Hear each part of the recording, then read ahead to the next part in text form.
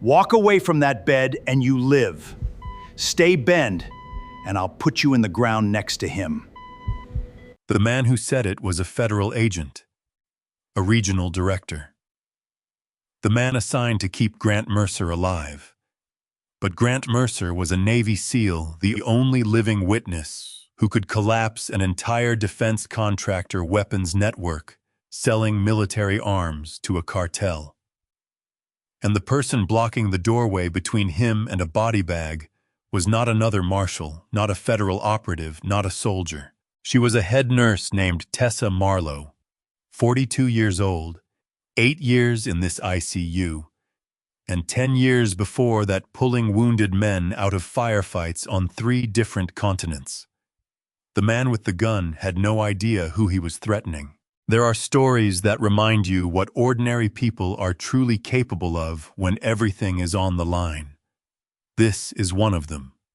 If you haven't subscribed yet, hit that button now, because this night is far from over. 30 minutes earlier, room 412 had been exactly as quiet as the rest of the ICU. The overnight unit at Seattle General ran on a particular kind of controlled stillness monitors, keeping their steady rhythms behind closed doors. The amber glow of dimmed corridor lights, the low sound of keyboards, and the occasional soft exchange between nurses finishing their charting. At 2 a.m, the building had settled into the rhythm of people managing the slow hours between the last crisis and the next one. Most of Tessa's team was deep in their handoff notes, working with the focused efficiency of professionals who had stopped watching the clock and started thinking about getting it right. Tessa was standing near the supply alcove at the east end of the corridor, and she had not chosen the position consciously. After 10 years as an Army combat medic and 8 more running the night shift in this unit, her body had developed its own sense of where to stand, where she could see the most without being the most visible. She had tried explaining this instinct to newer nurses once or twice, and the explanation had always come out sounding like something. It wasn't so. She had learned to simply stand where she needed to stand without narrating it. The staff elevator opened at 2:13 and a man stepped out. He wore a white coat over a charcoal suit, and the coat had been sized for him, not borrowed from a hospital rack. He had a stethoscope around his neck, a badge clipped to his breast pocket, and the unhurried, deliberate walk of someone who belonged in this environment. At a glance, he was exactly what his badge said: Dr. Wesley Harland, internal medicine resident, making a routine late-night check. Tessa gave him 3 seconds of her attention and dropped her gaze to his shoes. Black Oxford mirror polished the sole just slightly too thick for a man who spent his working hours on linoleum. That sole had tactical rubber in it. No physician working 12-hour shifts chose shoes like that. Comfort was always the priority without exception. She watched him for 6 more seconds without moving. In those 6 seconds, he passed 2 patient rooms without glancing at the charts mounted beside the doors. He passed the central monitor station without checking a single readout. His eyes moved in one direction, only straight down the corridor toward the far end of the unit, where room 412 sat behind a glass panel, and where Deputy U.S. Marshal Nolan Barrett was stationed in a chair outside the door, with a cup of coffee going cold in his hand, his attention drifting after 11 hours on a static post in a building that hadn't produced a significant sound since midnight. That was enough. Tessa moved to the nurse's station and kept her voice low. The nurse on duty, a second-year named Mallory Keene, looked up from her screen with the mildly interrupted expression of someone pulled away from a thought mid-sentence. Tessa told her to pull the on-call physician roster and find Wesley Harland. She gave no explanation. Mallory had worked under her long enough to know that the explanation would come if it needed to. Down the corridor, the man had reached Nolan. He was speaking, one hand extended in the practiced ease of a physician, introducing himself to a security detail. Nolan's body language was relaxed. His partner had left the floor 22 minutes ago to run a perimeter check on the parking structure a standard rotation that should have taken 8 minutes and was running well past that, with no one flagging it. The security office on the ground floor had one officer managing 4 camera feeds. The tailgating incident at the staff elevator had happened during a moment when that officer's attention was on a different screen, and nobody had caught it. Mallory's voice came quietly from behind the monitor. Dr. Wesley Harland was on approved leave. Had been since Monday. Was not scheduled back until the following week, and had not badged into the building at any point during that period. Tessa reached under the desk and pressed the security alert. It was a recessed button designed to be discreet. It sent a silent notification to the ground floor security office and placed an automatic call to Seattle PD dispatch. A uniformed response might arrive in 10 to 12 minutes under normal conditions. A tactical response, the kind that required reclassifying the call from a hospital security matter to an active weapons incident, would take considerably longer, and only if someone on scene escalated the call directly. Tessa filed this in the back of her mind and moved toward the far end of the corridor. She walked at the pace of a nurse carrying something to deliver, purposeful but unhurried, because urgency drew eyes, and she did not want the man in the white coat to turn before she understood what she was dealing with. She was halfway down the corridor when she watched Nolan step aside and gesture toward the room. Whatever the man had said had been convincing enough. The door to room 412 opened, and the man stepped through, and the door closed behind him. The patient in that room was named Grant Mercer, though the hospital's electronic records listed him under a different name with a different medical history. The chart described blunt force polytrauma from a highway collision. It was a carefully constructed fiction. Tessa had known it was false from the night Grant arrived before anyone briefed her on anything. The entry wounds were grouped in deliberate clusters to the torso, consistent with automatic weapons fire at close range, and the damage to his left leg had come from a high-velocity rifle round. Traffic accidents did not produce injury patterns like these. She had learned the rest from Nolan in a brief conversation conducted in the corridor 3 days ago, with both of them speaking quietly enough that the words didn't carry past the doorframe. Grant was a Navy SEAL. His unit had been inserted into northern Mexico 72 hours ago to strike an illicit logistics hub tied to a defense contractor network that had been routing military-grade weapons to a cartel for years. The mission had been compromised before his team reached the ground. They had walked into a prepared ambush, and Grant was the only member of his unit who had come out of it alive.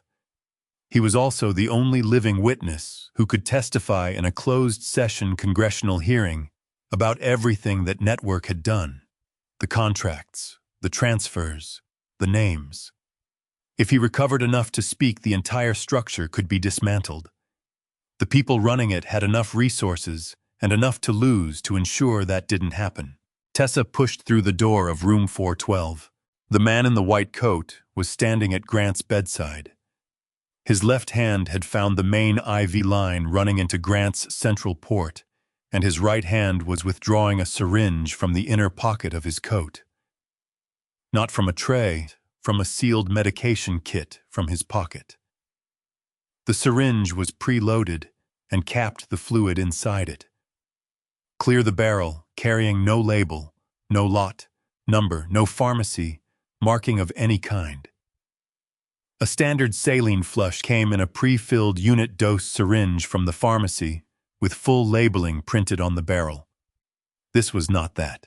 Tessa crossed to the bedside and spoke before he had time to register her approach.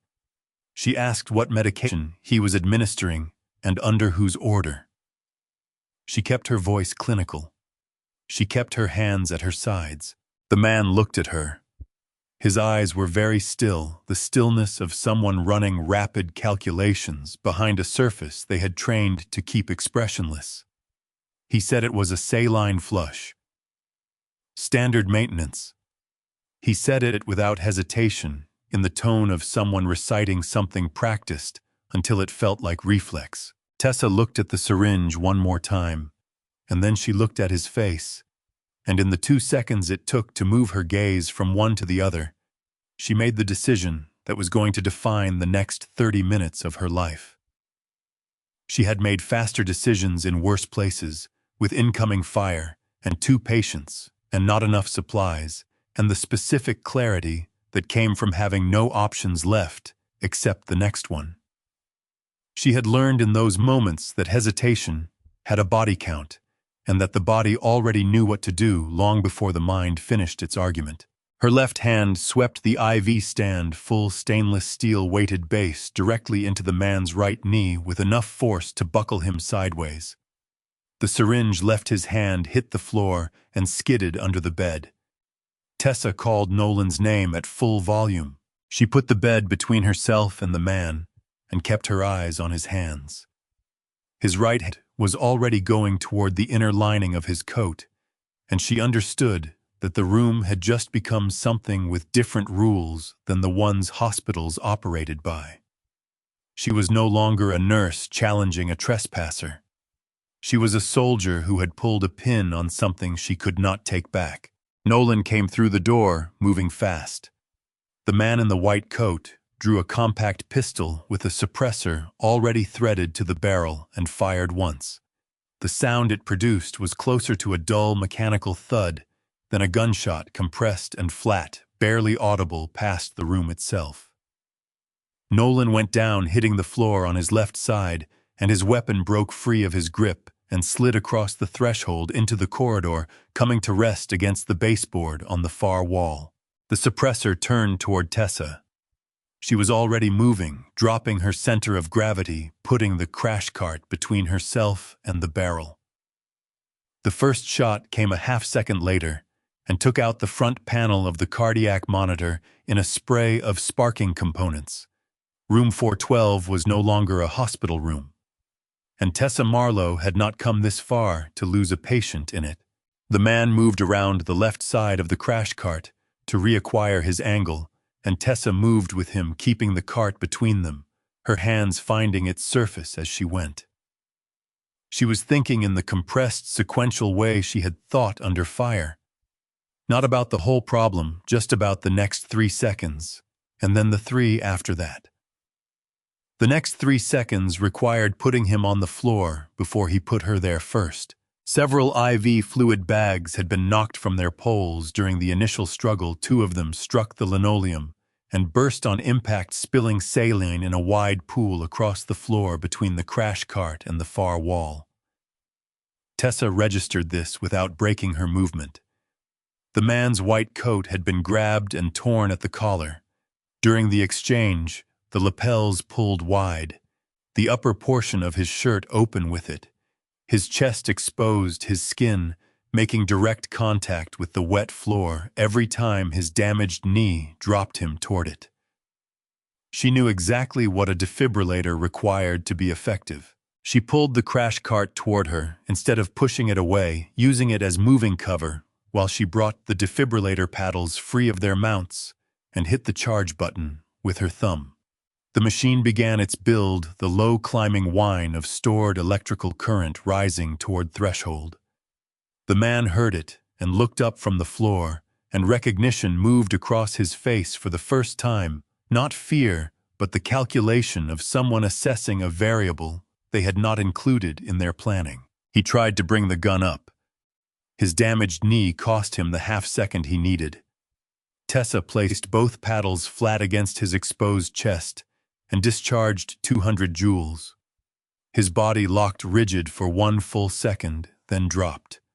The gun left his hand. She kicked it to the far wall, pulled the unlabeled syringe from under the bed frame, and pushed it into the pocket of her scrubs. Then she turned to Grant. The crash cart had gone over in the final seconds of the struggle, the weighted base catching on the edge of a burst IV bag and toppling sideways, taking its monitor housing down with it. The cart was on its side between Nolan and the door, and the ventilator circuit had pulled free at the elbow joint, where the tubing connected to Grant's endotracheal tube.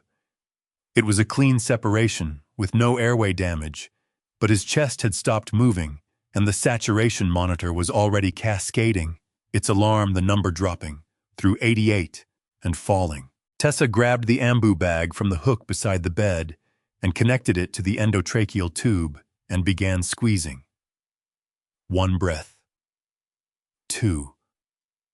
She watched his chest rise with each compression and counted the rhythm in her head, the same way she had counted it in conditions considerably worse than this in the back of moving vehicles on open ground. In the dark, with sounds in the background, she had trained herself to process without letting them interrupt the count. The saturation number climbed. 83, 87, 91. Nolan had managed to push himself into a sitting position against the far wall. His right hand was pressed hard against the wound in his left shoulder, his face the color of old concrete, but his eyes were tracking everything in the room with the specific alertness of someone who understood that losing consciousness was not currently an option. He told her she needed to reconnect the circuit. She already had the tubing in her free hand. She made this connection, verified the seal, watched Grant's chest respond to the ventilator's next cycle, and allowed herself 1 full breath of her own. The monitor read 93% and still climbing. The door to the unit opened. 2 men entered, moving with the quiet authority of people who were supposed to be there. Dark suits, credentials already visible. The purposeful entry that read as federal response before anyone had spoken a word. The man in front was broad-shouldered and silver-haired, somewhere in his mid-50s, with the kind of face that had spent years being the one people looked to when things went badly. He identified himself as Graham Sloane, Regional Director of the U.S. Marshals Service, the senior official overseeing the protective detail on Grant Mercer. He surveyed the room with an expression of controlled concern and told Tessa to step away from the patient and let his team handle the space. Nolan made a sound from the floor that was not a word. Tessa looked at Nolan. His face had changed. The pain was still there, but something had surfaced underneath it, dread and fury occupying the same expression, at the same time both of them directed at the man in the doorway, with a precision that had nothing to do with the gunshot wound in his shoulder. He was staring at Graham Sloane the way someone stared at something they had just understood a moment too late. Nolan spoke slowly, as though each word required physical effort beyond the obvious kind.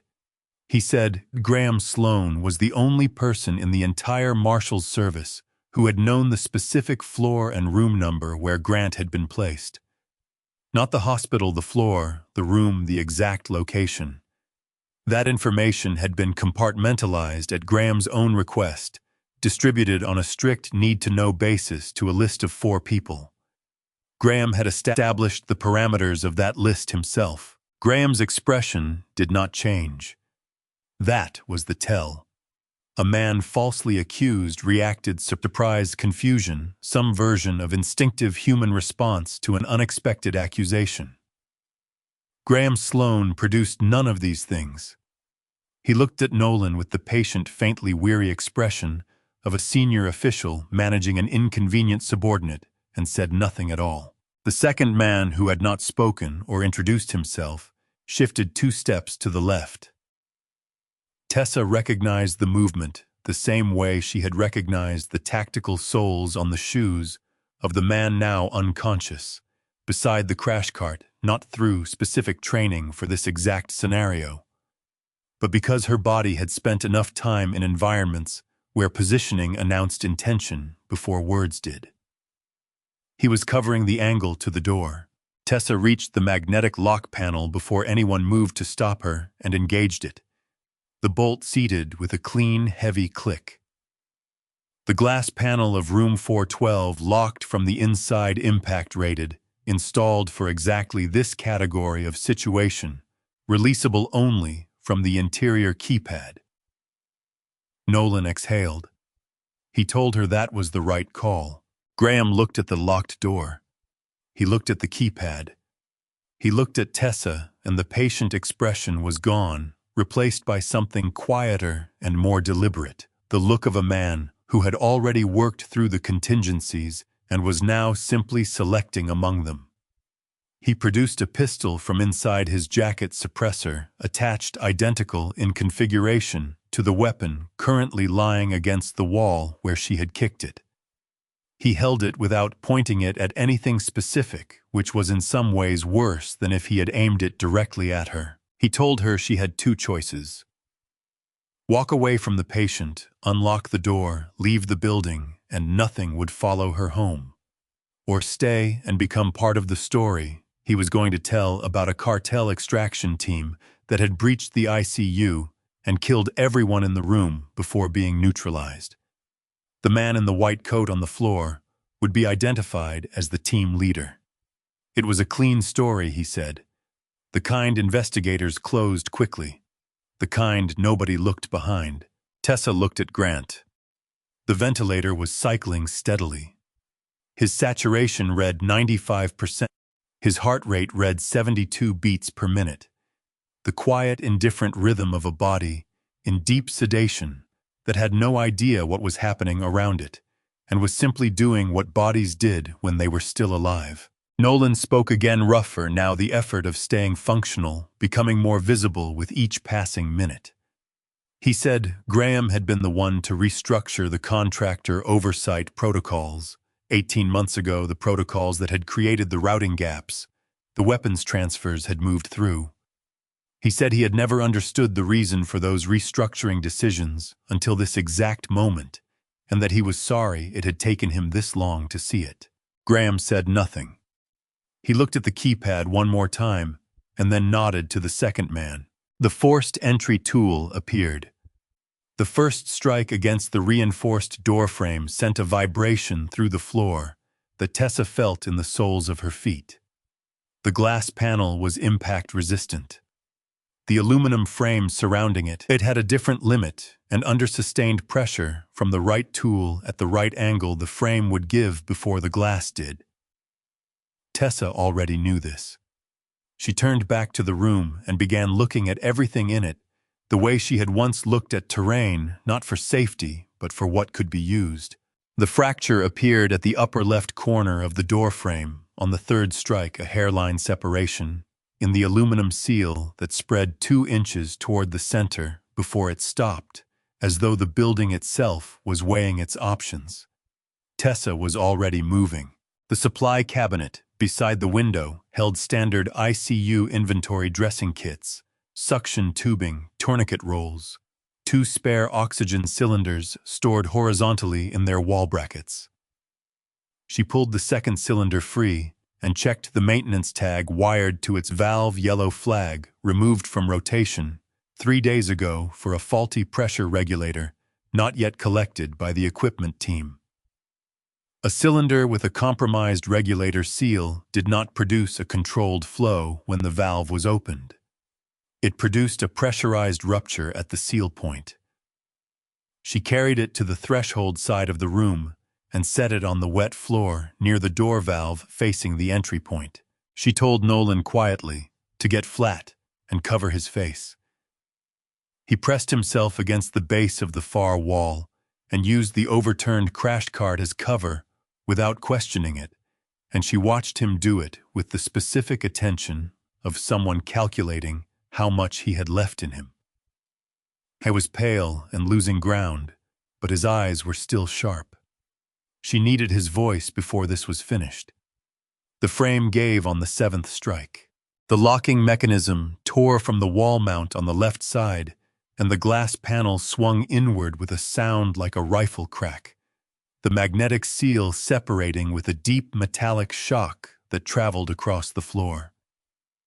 Graham came through first suppressor, raised his eyes, adjusting from the brighter corridor to the room's interior.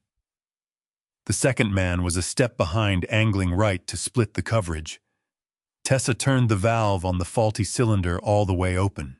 The regulator failed at the seat, a hard lateral rupture that sent the cylinder skidding across the wet linoleum toward the entry point and flooded the space around the doorway with a dense white cloud of compressed gas. Graham's first shot went wide into the wall above the window. The second man lost his visual angle entirely and held his fire rather than shoot blind, and in the discipline of not shooting what he couldn't see, he gave Tessa 3 seconds. She took the overbed table heavy-gauge steel on casters designed to bear the weight of medical equipment and drove it across the wet floor with both hands. It covered the distance faster than furniture had any right to move and caught the second man across the midsection as he stepped forward through the dissipating cloud, sending him hard into the doorframe. He folded at the impact and went down against the wall and did not immediately try to get back up. Graham came through the clearing gas with his arm raised and his eyes streaming. He fired twice in rapid succession. The first round destroyed what remained of the wall monitor above Grant's bed. The second passed close enough to Tessa's left shoulder that she felt the displaced air against her skin. She dropped behind the bed frame and stayed low, and the room was very loud, with Graham moving and the ventilator alarm cycling and the sound of Nolan doing something deliberate and effortful on the far side of the overturned cart. Graham reached the foot of the bed. He was 4 feet from Grant. He looked down at the man connected to the machines, keeping him alive with the expression of someone completing a task. No anger, no hesitation, simply finality. He leveled the suppressor at Grant's chest. Tessa came up from the far side of the bed with the stainless steel IV pole in both hands and brought the weighted base down on Graham's forearm in a hard, deflecting strike that sent his shot into the mattress 6 inches from Grant's hip. Graham turned and drove his elbow into her face, and she went down against the bed rail with the impact ringing through her skull, and he grabbed a fistful of her scrubs and pulled her sideways until they were close enough that she could see the blood vessels in his eyes and the specific flatness behind them that said he had made his decision about her some time ago. And this was simply the execution of it. He told her she had made this so much harder than it had to be. She said that was the job. Then something changed in the room's acoustics. The rhythmic strike of the forced entry tool had been present in the background for the last several minutes, and in the way that ambient sounds become invisible when other things demand attention, she had stopped consciously registering it. It had stopped. In the absence where it had been from somewhere beyond the corridor, came footsteps, multiple sets, heavy and coordinated, moving in the specific rhythm of people who had trained together for this kind of entry and were now executing it with no wasted motion. Graham heard it too. She felt the micro-adjustment in his grip, the shift from one calculation to another, the fraction of a second in which a man reassesses what is still possible. He released her and stepped toward the door, and his posture changed as he moved, weapon-lowering credentials, coming up the rapid reconstruction of a senior federal official arriving at an active scene to restore order. One of Tessa's nurses had called 911 from a supply closet 2 corridors away after hearing what she described as 2 sets of muffled impacts from the direction of the secure room. Suppressed gunshots traveling through the walls of a quiet building. At 2 in the morning sounded like nothing specific, but they sounded like something, and that had been enough to get the dispatch call upgraded from a hospital security alert to an active incident response. Seattle PD SWAT came through the ICU in an 8-person entry formation, moving in pairs and clearing sections of the corridor before stacking at the entry to room 412. The lead officer took in the room in a single practiced sweep and called for it to be secured. Graham spoke before anyone else could. He had his credentials presented, his weapon holstered, and his voice carried the measured authority of a man who had spent decades being deferred to. He identified himself by name and title and told the lead officer there had been a cartel breach. An extraction team had attempted to access a protected witness. A staff member had become combative during the federal response, and the situation was now contained. He said it fluently, without rushing in the tone of a briefing rather than an explanation. The lead officer looked at Tessa. She was on one knee beside Grant's bed, one hand on the rail and the other pressed against the cut above her left eye, where the elbow strike had opened the skin. She looked exactly like someone who had been in the wrong place during a violent incident. She looked nothing like someone whose account of events was going to be simple to establish in the next 60 seconds. Then Nolan spoke. His voice came from behind the overturned crash cart, low and rough, and requiring visible effort, the voice of a man who had spent the better part of 30 minutes on the floor of a gunfight, with a bullet in his shoulder, and had conserved what remained of his functional capacity for this specific moment. He identified himself by name and badge number. He said Graham Sloane had orchestrated the entire assassination attempt.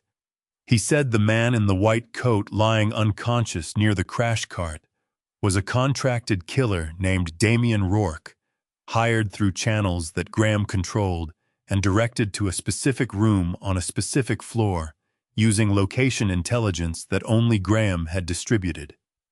He said to secure Graham's phone immediately and pull his outgoing communications from the past 72 hours. He said to check the suppressor threading on Graham's weapon against the casing recovered from the round that had put Nolan on the floor. He delivered all of it in the sequential, precise cadence of someone who had been composing the statement in his head while waiting for someone authorized to hear it. Then he said detain him now or lose the chain of evidence in the next 4 minutes. The lead officer made his decision.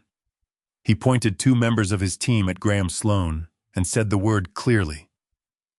Graham's composure held for exactly 2 more seconds, long enough to run the calculation of whether any path through this situation avoided what was coming, and then it did not hold. He took 1 step toward the corridor, and the 2 officers were on him before his second foot landed.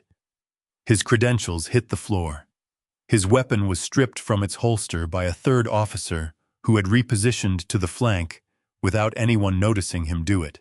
The second man, still down against the door frame from the impact of the overbed table, was secured without resistance.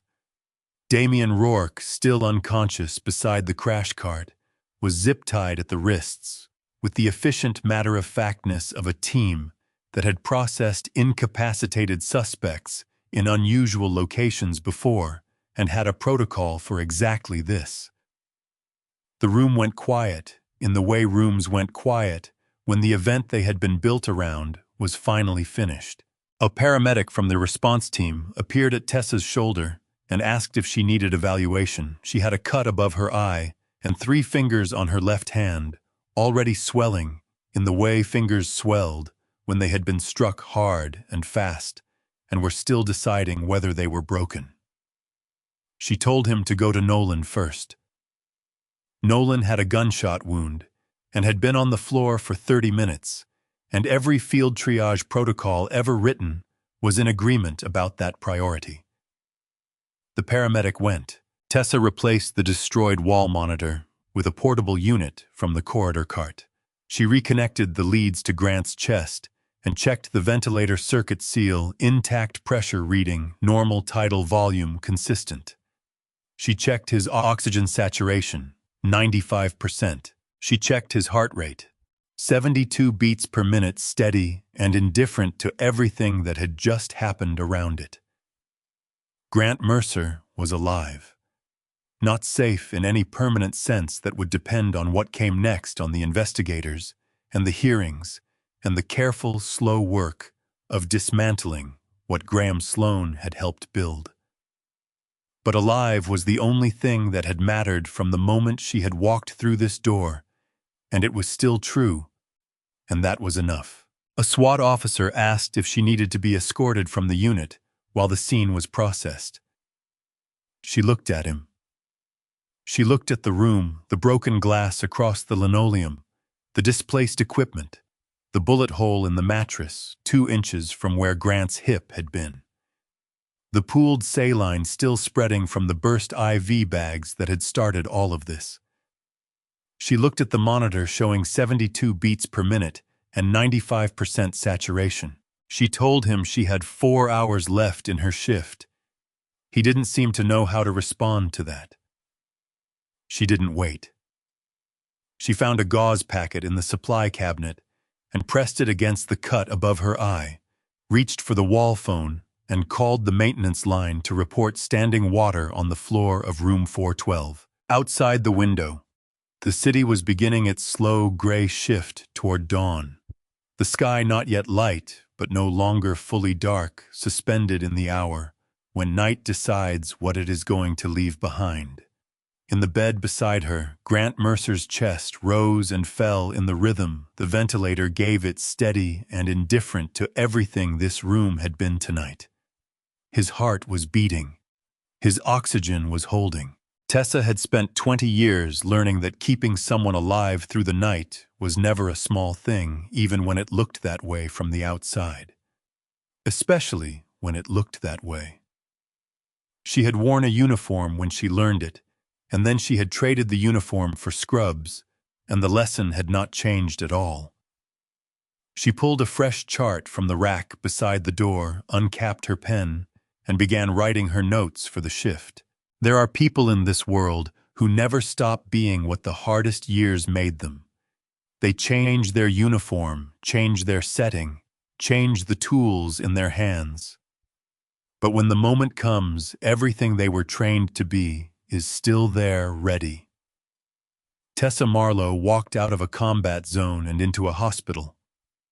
And when the two worlds collided at 2 a.m. in room 412, she made the same choice she had always made: stay with the patient. Hold the line. Don't leave anyone behind.